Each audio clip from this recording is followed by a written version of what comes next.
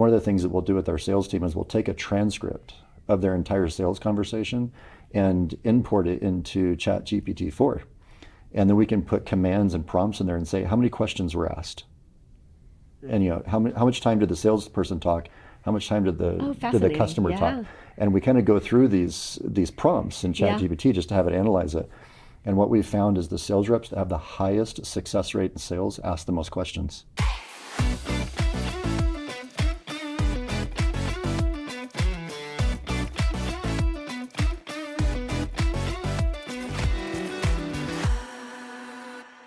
Welcome back to Talking with Teri TV. I'm your host, Teri Cardula. The word sales has become a dirty word in most of business, in the business world.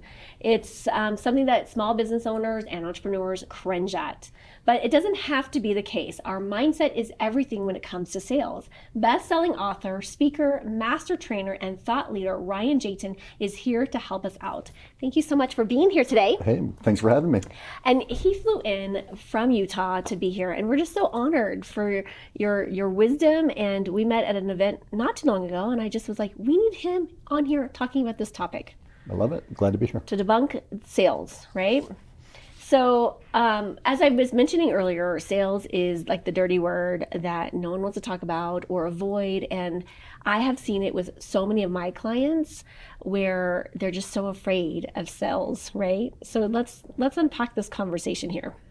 Yeah, I think when I say it's a dirty word, typically people have a negative connotation about sales, usually because of their own experience in the past. Correct. Yeah. And I think they carry a lot of old methodology, a lot of old ideas about sales. I just think that the average customer these days, the average person you're doing business with, is so much more sophisticated today than they were in the past. Yeah. And those old, slimy, tricky, hardcore sales tactics just don't work anymore. And I think people really appreciate the honest salesperson these days. Yeah. And I don't even think they work. I mean, the people that do continue to practice those, people smell it a mile away and they go running from it, right? And so it's not being helpful or effective, right? Yeah, and what's really interesting, what we found in our industry is that it's not just the customers that are kind of pushing against that old sales mentality. It's the salespeople themselves, okay?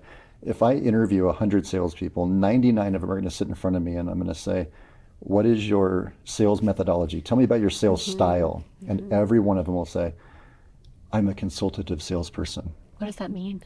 Well, what they're saying is I'm not pushy. Okay, so it's a conversation, a collaborative. Yeah, it's this buzzword that showed up online in these like YouTube videos for interviews, and it's like I'm a consultative salesperson, and that makes me cringe. Yeah. Because then they get in front of a customer and they want to consult them. They go the opposite direction of sales. They instead of being pushy sales, they don't sell at all. And so now everybody's trying to go the opposite direction and be this compassionate, empathetic salesperson, and that doesn't work either. Yeah. Well, when I met you at this event, you were actually speaking as the keynote presenter. And what was fascinating is that you did do a sales pitch, right? I did, and I was sitting with my executive producer, Mary, and we were like, this is so fascinating. He is pitching in the middle, which I just found psychologically really impressive because I love looking at when I go to an event, I look at what's happening that if I'm the consumer experiencing, but also from a business perspective, how is he selling? What is he doing? What are the strategies? So I'm always coming from like the big picture and the detailed oriented as well. So I loved it. So can you share kind of, what the justification for you to doing it that way? Yeah, it was very. It wasn't as simple as it looked. It was actually very calculated. They're in psychology and communication training and things like that. They talk about these things called pattern interrupts. Typically, people get in a pattern, and when you get somebody in a pattern, they stay in the pattern. If they stay in the pattern, they're going to get the same outcome they've always gotten. Right. And so during that event that you were at, I tried to do a pattern interrupt, and in this way, that the people that go to an event, people that sit in front of a speaker, either consciously or subconsciously, they know what's coming at the end of the conversation.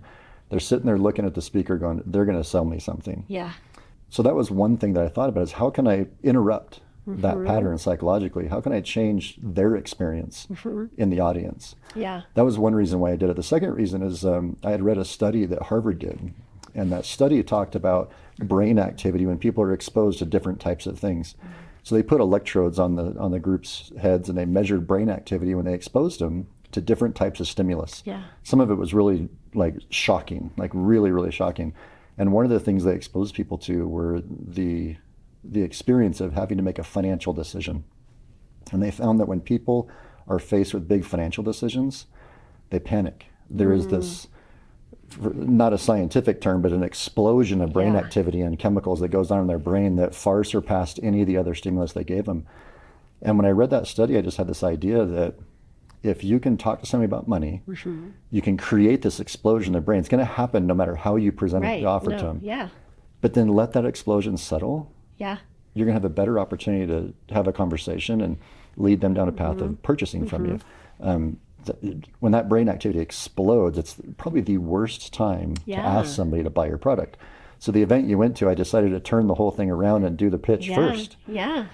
And I thought it was very casual. I thought it was right square between the eyes. You executed it well. Like I was like, wow, this is really interesting. And so as I'm sitting here going, this is an interesting dynamic. And it was a pattern interrupt because I'm like, this is the first time I've seen the sale coming in because I'm like, wow, this is kind of bold, right? Because yes, you created a relationship pretty quickly, but it was like again, like the old patterning is like, wait, this is supposed to be coming at the end, right? When we've experienced you for 45 minutes. But I thought you executed it well. Let me just give you some feedback. Oh, thank you. Thank you. But I think you executed it well. And again, there's some other brain research that says when we have that intensity of the emotion, that it takes our brain, before our brain goes back to its normal, it takes the brain 90 seconds for the brain to absorb the chemicals that is experienced from that emotion. And so that's kind of like right into... Yeah, that's why I did it, and I was really pleased with the outcome. I think I changed all other presentations after that and retrained my whole staff. And I love being able to experiment. I mean, because you took a risk, but at the same time, it felt like kind of a safe risk, and so you can have that opportunity to play with that. I've spoke at a couple of events where we had back-to-back speaking engagements. So yes, they were a different audience, but they were the same company. And so I'm like, I'm going to try it this way with this one, and then this way, to see if there was any difference. And what was fascinating, and it was basically based on like how more interactions versus less interactions, because when you make it more interactive, you have in my mind anyways, you give less value because it's more engaging and interactive. And so I thought, oh, if would this work? And it didn't matter if it was more value and less interactive or vice versa. And so it's a great opportunity to play with that and experience, Yeah, so that's what we did. We just tried to interrupt that pattern. Because I own a sales agency and because I do sales for a living for the last 30 years, I'm always trying to figure out how people think, how they make decisions, how can we make this process better for the salesperson so they don't get burned out, but also how do I make it better for the customer and get people to purchase when they normally wouldn't purchase. And I have to put a quick plug here because I asked you offline if this information that I received was true, and you did confirm it. So I think it's okay to share it, right? Sure. But it's not just that you have created a successful sales team and a company, but you've done $1 billion in revenue as with your company, which is extraordinarily impressive and very rare. So I think that's very proud. And we're having him here on Talking with Teri TV. But okay, so going back to the sales, obviously sales is part of life, and getting comfortable with that. I think there's a lot of entrepreneurs. I was just working with a client a couple years ago, and she had hired a sales coach. And so I came along to do the mindset work. And so I was like, hey, how many sales calls have you had? She'd worked with this coach for 9 months. Okay. Take a guess how many sales calls she had. 10. 0. Oh. I know, 0. And I asked her, I was like, you're working with a sales coach. Like, aren't you role playing or what's happening? And honestly, she's like, I keep getting myself in my own way because I'm afraid that if I get out there and I make these sales, then they're going to think that they'll figure out that I'm not the person that they want. So she was getting trapped in this imposter syndrome. She's like, well, then that means I have to stand out and I have to be seen. And if I get seen and then I make a mistake, then right, all this other stuff. So we helped clear that piece out, and then she was able to get in the work of the sales. In my experience, sales oftentimes comes down to some type of block within the person who's doing it. They just, how did she start that sentence? I'm afraid. Yeah. Yeah. And it really comes down to fear. I don't want to Yeah. be, looked at as a salesperson because that has a negative connotation. Yeah. I don't want to be pushy. I don't want to be all these things. But it's, the dichotomy is on the other side, you want the sale. Yeah. You want to grow your business. Yeah. I work with a lot of entrepreneurs and a lot of small business owners. And if I sit down with them and say, have you generated any revenue? And they'll say, not yet. And I said, okay, let's be clear. You're not an entrepreneur. You're a salesperson. You've got to go out and sell your business. And so we do a lot of training with people in groups and one-on-one to break them through that stigma and to really open them up and help them psychologically and with the mechanics to understand how you can do a sale and literally sell anything and still sleep at night. Yeah. That's one of the major focuses that we have. That's wonderful. Yeah. And getting comfortable. Is there any, you mentioned in some of the content that you gave to us, there's some like these 5 basic fundamentals in sales. What are those? Yeah, well, first of all, we need to have this, whenever we train in sales, there's 2 components. There's the mindset and the skill set, and that's something you'll hear quite often. We have to empower people with the mechanics, but we also have to psychologically prepare them. And what a lot of people don't understand about sales, the mindset, if I said sales to somebody, what pops into people's mind is, I have to convince somebody to buy something that they don't want. And it's actually not true. Yeah. You said that myself and my teams have done $1 billion in sales. I can tell you that I've never sold something to somebody they didn't want. Yeah. Ever. And if that's your mindset, you're going to have a really bad experience as a salesperson. Yeah. Fair. As a small business owner, if you're trying to explain your company to somebody and they don't want it, you need to practice learning how to walk away and find a better customer, not push something on somebody they don't want. Yeah. So if you start with the premise that they want what I have, you turn into a therapist, you turn into a psychologist, you turn into a coach, because all you're trying to do is get somebody that wants your product out of their own way so that they can buy it. It surprised people that most of sales comes down to just helping people get out of their own way for something that they want. As consumers, we're trained as a habit to say no. I mean, no is always the default, no, or resistance, but that resistance comes from us, the customer, not from the salesperson. And when I share that with people, they go, I think you're right. Yeah. The only people I want to talk to are the ones that want what I have. And then that's an easier conversation. Yeah. Because if you had to walk into a conversation thinking you had to convince somebody to buy your product or service and they don't want it, that's a daunting task. Yeah. And that's just not how we do it. Yeah. I think that's really golden to think about. Yeah. It's one of the things that I've helped clients do is, get out and speak more, right? Because as speaking is powerful. You get out there, you spread your message, people get a chance to fall in love with what you're selling, what you're, helping support the world with. And then it's so effortless because you're right. They do want what you want. They want to hop on that call. They want to, they're signing up. They're saying that micro yes to even getting on the sales call, right? And so it just becomes it becomes easy, right? Yeah, imagine the process that most customers go through before they're in front of you as a salesperson. If you're doing any kind of business that does online or digital type traffic, the customer you're talking to has clicked on your ad voluntarily. There's nobody forced them to. Something interested them. They have watched probably a video sales letter. They've watched a small video or something about who you are and what you're doing. They've booked an appointment to talk to you. And in between the time they booked the appointment and the time they talk to you, they've certainly searched you out and researched you and stalked you. Right. They're really interested and they're really prepared. And then we get on the phone or we get in front of them to have a sales conversation. And in our minds, it should be like, you've done some extraordinary things. Like you went online, clicked on a stranger's ad, put in your real name, your real phone number, and your real email address, which is pretty rare. Right. And by the time we get to talk to each other, this should be a really easy conversation. Yeah, absolutely. As long as you have the mechanics, as long as you have the tools. So you talked about the 5 things. Yeah. We take people that are not naturally or experienced salespeople and turn them into salespeople. And those 5 things that I talk about in my book and in my training course are the communication tools of how to have an effective, very simple sales conversation that you can have every single time.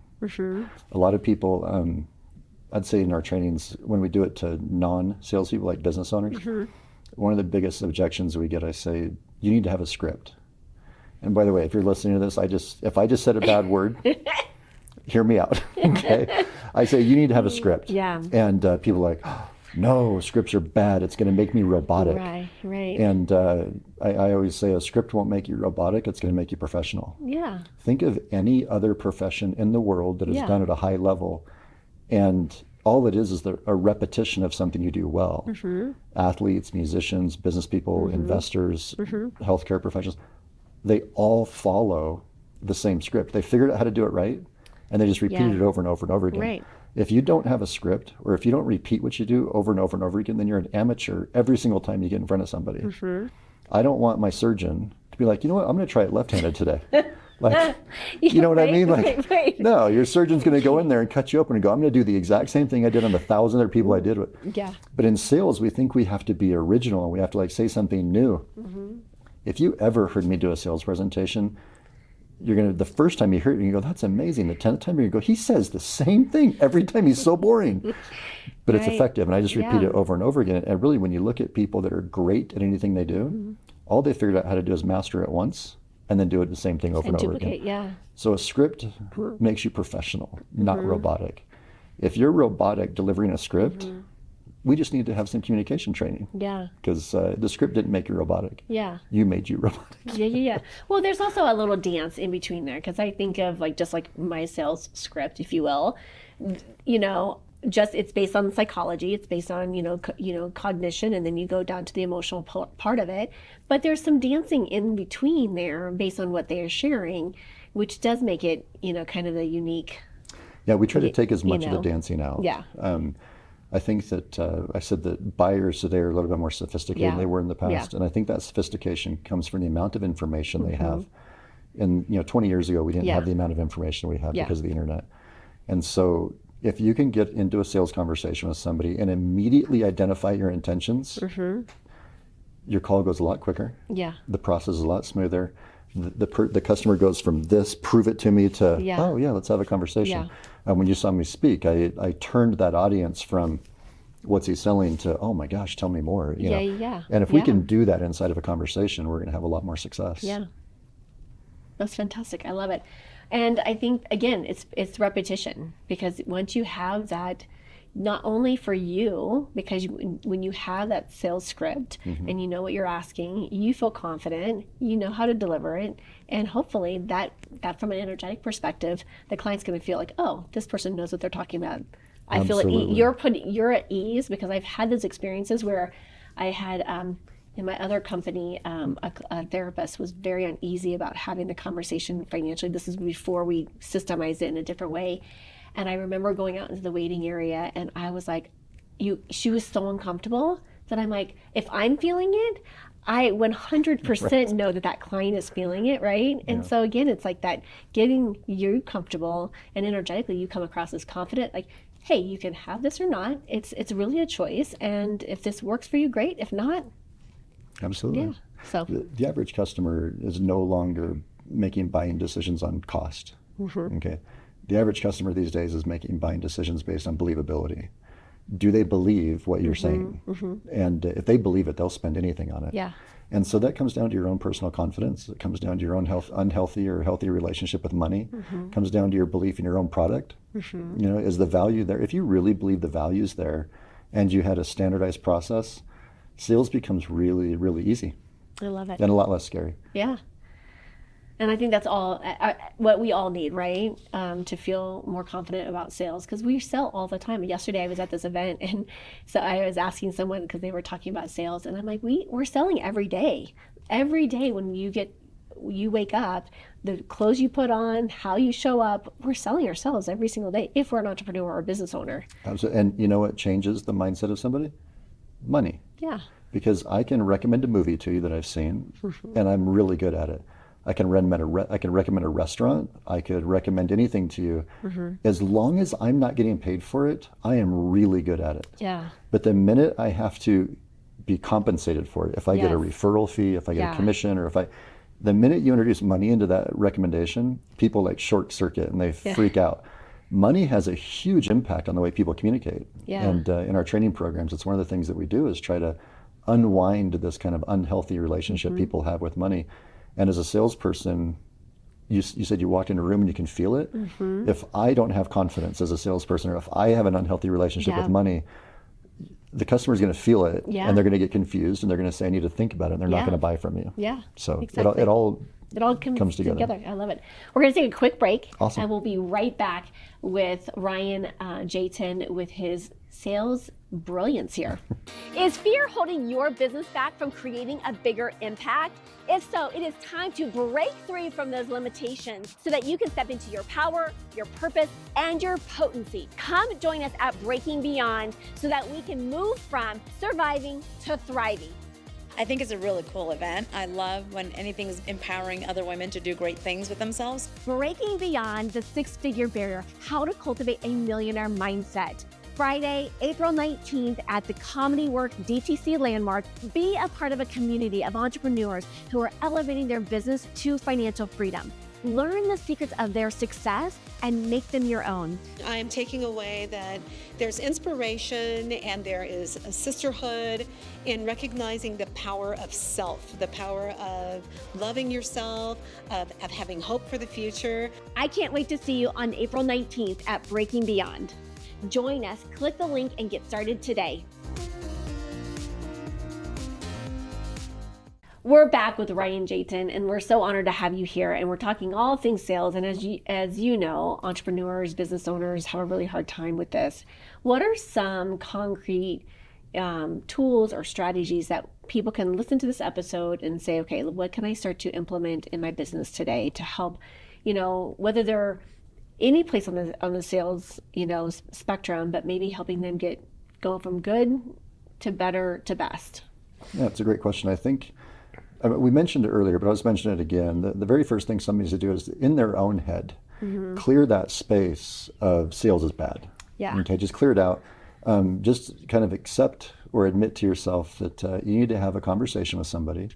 You're going to have a good conversation, an open conversation that has lots of questions, a lot of hard questions, but you're going to have a conversation with somebody that you want to, through the words that come out of your mouth, compel them to make a decision they normally wouldn't make on their own. Yeah. Get that through your kind of head first. And then probably the best thing to do I mentioned scripts earlier, write down what you want to say. Okay. When we teach a new salesperson, we give them 5 steps of exactly what they say on the phone. And when they go through those 5 steps, it just gets easy. Yeah. So write down what you're going to say. Write down the first question, the second question, the third question. And I don't care if it sounds bad or not, read it. Yeah. Okay. Because that structure is going to give you the confidence. Oftentimes what gives people a lack of confidence is they don't know what to say next. Yeah. And if you don't know what to say next, it's usually going to be gibberish. Yeah. Okay. Yeah. And it's going to be made up, and it's going to be obvious it's going to be made up. You talk too much. And if you talk too much, you're just in a whole lot of trouble. One of the things that we'll do with our sales team is we'll take a transcript of their entire sales conversation and import it into ChatGPT-4. And then we can put commands and prompts in there and say, how many questions were asked? And how much time did the salesperson talk? How much time did the customer talk? And we kind of go through these prompts in ChatGPT just to have it analyze it. And what we've found is the sales reps that have the highest success rate in sales ask the most questions. Interesting. Yeah, so that's one of the things we'll evaluate our team on. A lot of it comes down to language patterns as well, like to be successful and to really understand how to do it. One of the chapters in my book that I get a lot of comments on is what you say really counts. What you say matters. Yeah. And so there's some hidden things in our language that we say out of habit that can sabotage. Can you give some examples of those? Oh, just off the top of my head, the word but drives me nuts. Oh, yeah. Yeah, because it kind of cancels out. Yeah, like everything you said before. Like, I always give people the example. Imagine you're in a relationship and you said to the person you're with, I love you, but no matter what you say next, done. Everything you said before means nothing. Right. It's the same way in normal communication, the same way in sales. The other thing that I really dislike in a sales conversation is when people say, to be honest with you. Yeah. Really what that translates into subconsciously is everything I've said before was a lie. At this point, I'm going to start telling you the truth. And that just resonates. It really impacts people. Okay. What's your thoughts on this in full transparency? It's the same thing. Same thing. Okay. What it means is I wasn't being transparent before. Yeah. I was being kind of transparent before. Yeah. One of the things that we tell people. Because I've heard that come up a lot, like in full transparency. Yeah, typically Yeah. what we'll do is I'll take somebody's transcript that they normally do. I'll transcribe what they say out loud. And you'd be surprised how much garbage is in our normal communication. Because you can look at a transcript of it and you can, if it's a full sentence and in the middle of that sentence it says in full transparency, you can literally delete it, connect the two ends, and it makes a perfectly logical sentence Yeah. that is more impactful. And when we really study our language patterns, we study, the cadence, like how fast we talk. There's science about how fast and how slow and all that there's a lot of things that we say that really sabotage our own sales. But on the flip side, there's a lot of things we can say that will impact our sales for the better. Probably the number one thing that somebody needs to understand is they need to be honest. Yeah. Like there's nothing that will build confidence. There's nothing that will build rapport. There's nothing that will build trust and belief in a customer than just being honest. And honesty just means that sometimes you have to say something really hard. Yeah. I can't tell you how many times I've been told, oh, Ryan, you say things to me that nobody else would say to me. And I just so appreciate it. I'm like, well, they should have told you sooner. Yeah. But yeah. be honest. It's the new hack on how to be good at sales. Just be honest. I'm putting you on the spot right now. Are you able to share the 5 questions that you would Yeah, recommend? so they're not questions. What we do is we have a standard, like if you're watching this and you're like, gosh, I wish Ryan would write me a script. Yeah. You ready? Here it goes. We're going to write you a script right now in less than 3 minutes. I'm going to tell you the entire sales conversation that my people have at a very high level of success. Okay. Very first thing is we identify our intentions. If you really want to take somebody's guard down, tell them what you're about to do. Okay. Have you ever heard the phrase, tell them what you're going to say what you told them you're going to say, and then tell them what you told them? So that's what we do. The very first thing is we're going to just open the call or open the conversation and say, hey, thank you for taking the time today. Before we get started, let me tell you how this is going to go. First thing is I'm going to ask you a whole bunch of questions because I want to get to know you and just understand what your needs are and see what we're trying to solve for. Secondly, I'm going to tell you all about my product or service so that if you make a decision, you can make an educated one. Third, I'm going to answer all of your questions. And fourth, we're going to see if this is a good fit for you. Is that fair enough? And you get agreement in less than 90 seconds. Perfect. And they know it. Then you know what my script looks like? I ask them a bunch of questions. I tell them all about my product or service. I answer all of their questions. In the end, I say, what do you think? That sound like a good fit? And they say yes. Perfect. I love There's it. your entire script. And we're done. No, I'm just kidding. Obviously, there's a lot more that goes into that, right? I mean, you have created sales, programs to help people at high levels achieve more and create more. What do you think is like the, I don't know, maybe another tip or tool that you can, help support our audience in getting comfortable with those sales conversations? Have as many of them as you can. You mentioned the experience you had where somebody went through 9 months of coaching with no sales conversations. You need to be having sales conversations with everybody you come in contact with as just practice. This is a learned skill. It's an acquired skill, and you can't do it in a book, okay? Which is odd because I did write a book. But what I tell people is you have to practice this. And you don't have to practice it in a sales conversation. You have to practice it in a business conversation. Practice it in your personal relationships. The stuff that we teach and the stuff that we talk about makes you a better communicator, period. And the people around you will notice that. So start practicing with people you come in contact with. Practice your language patterns, practice your question skills, practice your, all those kind of things. There's a difference. We've all heard the term passive listening or active listening. There's also a term called passive and active speaking. If you're not getting the responses, if you're not getting the answers to the questions you like, if you don't get the right answers, ask a better question. So we do a lot of teaching around ask better questions so that you get better answers. I think I gave the example of that presentation at my dinner table. If I say to my kids, how was your day?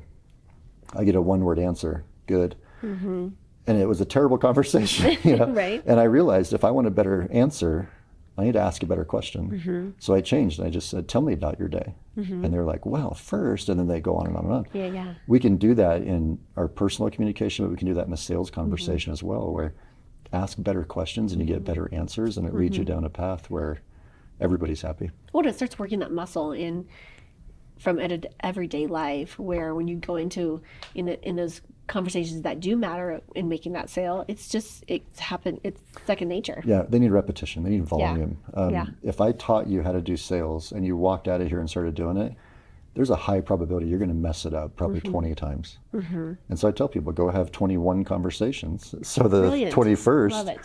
you're better at it. Like you Yeah. are going to fail. You're going to mess up, but you don't learn it and then go get it perfect. It's just a learned skill that you have to touch a lot of people to figure out how to do it right. Well, I obviously can sit here and speak to you all day long, but I think you have a flight to catch at some point. But I would love to, final thoughts, final wisdoms. Yeah, I think if we wanted to destigmatize sales, if we wanted to take the negative connotation out of it, I'll just give you probably some of the most basic and sound advice I can. If you want to be better at sales, be a better person.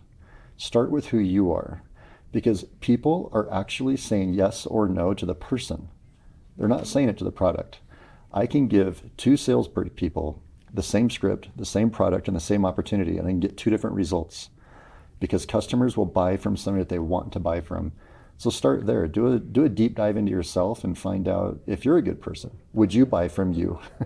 Once you get there, then reach out to somebody that's got some curriculum, some time-tested applicable skills that you can use. Learn some skills. And I don't think you're that far away from having a successful sales career. Wonderful. Where can people connect, find more about for your book or for your program? Yeah, thanks. The name of the book is In Demand.